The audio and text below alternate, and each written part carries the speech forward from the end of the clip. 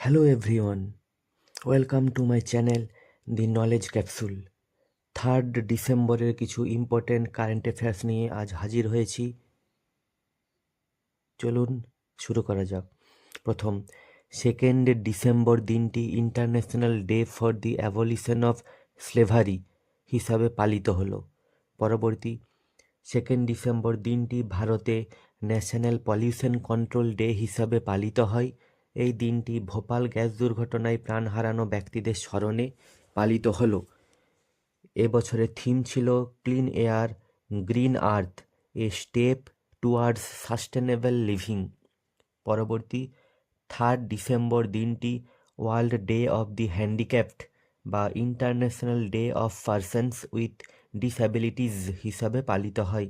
এবছরের theme amplifying the leadership of persons with disability for an inclusive and sustainable future.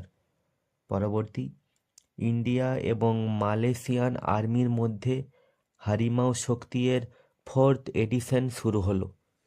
পরবর্তী, উত্তরপ্রদেশ সরকারের তরফ থেকে প্রয়াগরাজের মহাকুম্ভ এরিয়াকে নতুন জেলা হিসাবে ডিক্লেয়ার করা হয়েছে এবং এই নতুন জেলার নাম হবে মহাকুম্ভ মেলা।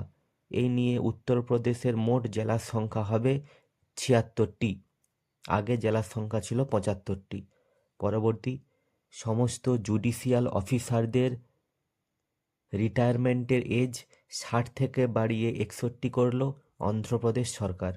পরবর্তী, 5ম ফিল্মফেয়ার ওটিটি অ্যাওয়ার্ডস 2024 অনুযায়ী বেস্ট ফিল্ম হয়েছে Amar Singh চমকিলা।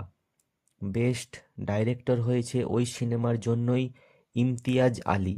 Best music album হয়েছে ওই সিনেমার জন্যই আর রহমানের।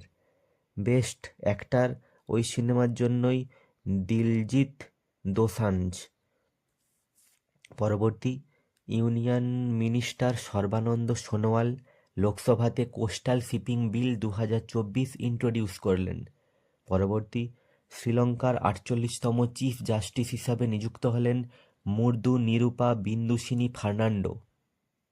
10ম এবং আজকের শেষ, ইউএনসিসিডি অর্থাৎ United Nations convention two combat ডেজার্টিফিকেশন এর 16তম সংস্করণ অনুষ্ঠিত হচ্ছে সৌদি আরবের রিয়াদে।